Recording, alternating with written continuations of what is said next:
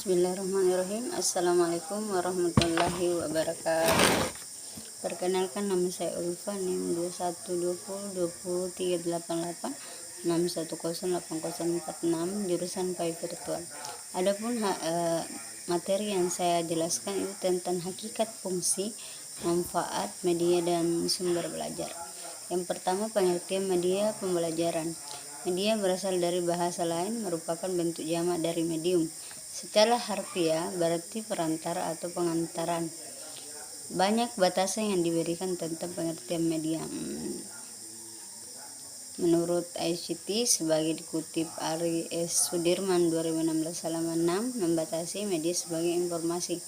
Ahmad Rahani 1997 halaman 3 mendefinisikan media sebagai segala sesuatu yang dapat diindra yang berfungsi sebagai perantara, sarana, alat, dan proses komunikasi dalam proses pembelajaran. Yang kedua, pengertian media menurut para ahli. Jadi ada beberapa ahli yang di sini mengutarakan tentang pengertian media. Yang pertama, Gagene dalam Yusuf Hadi Mirko menyatakan bahwa media pembelajaran adalah berbagai jenis komponen dalam lingkungan siswa, mahasiswa yang dapat merangsang siswa untuk belajar. Yang kedua, Brings dalam Yusuf Hadi Mirko menyatakan bahwa di media pembelajaran adalah sarana untuk memberikan perangsangan bagi siswa supaya proses belajar terjadi. Media pendidikan atau pembelajaran berkembang sejalan dengan perkembangan ilmu dan teknologi, perkembangan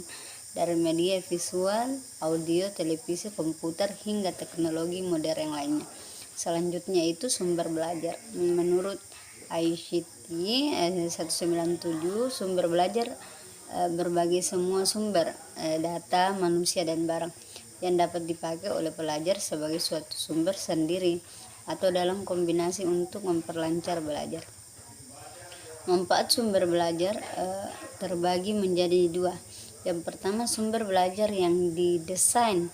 Sumber belajar yang didesain merupakan sumber-sumber belajar yang secara khusus dikembangkan sebagai komponen sistem instruksional yang diharapkan dapat membantu kemudahan kegiatan belajar yang bersifat formal atau non-formal dan mempunyai tujuan tertentu. Dengan demikian, sumber belajar jenis ini harus dianalisis, direncanakan, dan kemudian baru dikembangkan sesuai dengan kebutuhan, tujuan, dan materi serta karakteristik si belajar atau siswa agar hasilnya benar-benar dapat dimudahkan belajar. Yang kedua itu sumber belajar yang dimanfaatkan. Sumber belajar yang tinggal dimanfaatkan yaitu sumber yang tidak secara khusus didesain untuk keperluan pembelajaran namun dapat ditentukan, diterapkan, dan digunakan untuk keperluan belajar. Selanjutnya itu peranan media dan sumber belajar. Peranan media, ada beberapa peranan media pembelajaran menurut Ahmad Rohani. Diantaranya adalah yang pertama, media pembelajaran mengatasi perbedaan pengalaman pribadi beserta didik. Yang kedua, media pembelajaran mengatasi batas-batas ruang kelas. Yang ketiga, mengamati benda yang terlalu kecil. Yang keempat, mengambil benda yang bergerak terlalu cepat atau terlalu lambat. Yang kelima, mengamati sesuatu yang halus untuk didengar. Yang keenam, mengamati peristiwa-peristiwa alam. Ketujuh, media pembelajaran berperan membangkitkan minat belajar yang baru. Peranan sumber belajar, sama halnya seperti media pembelajaran, sumber belajar juga memiliki peran. Di antaranya adalah sebagai berikut. Yang pertama, menjembatani anak atau siswa dalam memperoleh pengetahuan dalam belajar. Yang kedua, mentransmisi rangsangan atau informasi kepada anak atau siswa apa-apa, dan pertanyaan-pertanyaan ini amat berguna sebagai alat bantu mengorganisasi dimensi sumber belajar. Selanjutnya itu manfaat media dan sumber belajar. Jadi manfaat media belajar umumnya, manfaat media belajar adalah memperlancar interaksi guru dan siswa dengan maksud untuk membantu siswa belajar secara optimal. Namun demikian, secara khusus manfaat media pembelajaran seperti dikemukakan oleh Kecap dan Dayton pada saat 1986, yaitu yang pertama, menyampaikan materi pembelajaran dapat diseragamkan. Yang kedua, guru mungkin mempunyai penafsiran yang beraneka dengan tentang sesuatu hal melakukan media. Yang ketiga itu proses pembelajaran menjadi lebih menarik.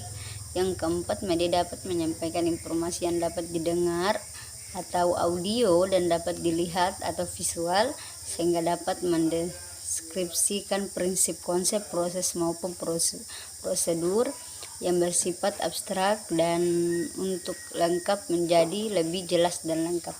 Yang kelima, proses belajar menjadi lebih interaktif. Yang keenam, jika dipilih dan dirancang dengan benar, maka media dapat membantu guru dan siswa melakukan komunikasi dua arah secara aktif. Tanpa media, guru mungkin akan cenderung berbicara satu sama lain. Yang ketujuh, jumlah waktu belajar dapat dikurangi. Kedelapan, seringkali terjadi para guru banyak menghabiskan waktu untuk menjelaskan materi ajar, padahal waktu yang dihabiskan tidak perlu sebanyak itu jika mereka memanfaatkan media dengan baik.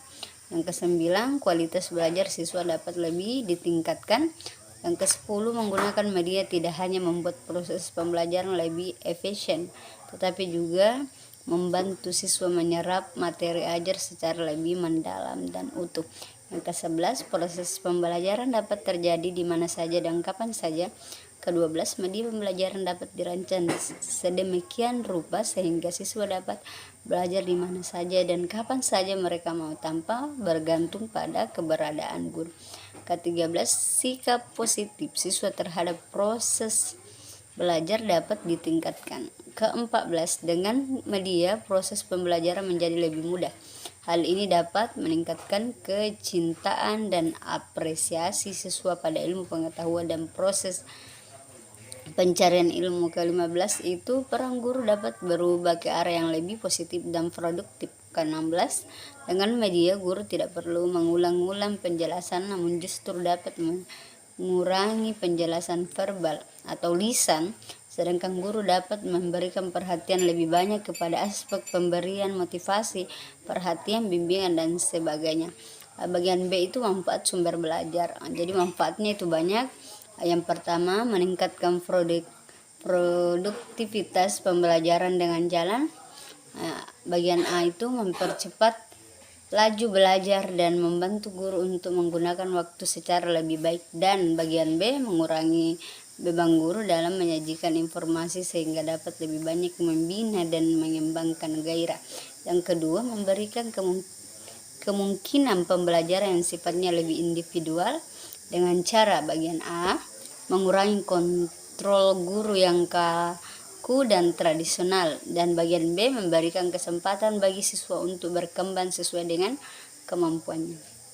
Bagian 3 itu memberikan dasar yang lebih ilmiah terhadap pembelajaran dengan cara A, merancang program pembelajaran yang lebih sistematis, dan bagian B, pengembangan bahan pengajaran yang dilandasi oleh penelitian. Yang keempat itu lebih memantapkan pembelajaran dengan jalan A, meningkatkan kemampuan sumber belajar. Bagian B, penyajian informasi dan bahan secara lebih konkret. Di bagian 5, kemungkinan belajar secara seketika, yaitu A, mengurangi kesenjangan antar pembelajaran bersifat verbal dan abstrak dengan realitas yang sifatnya konkret.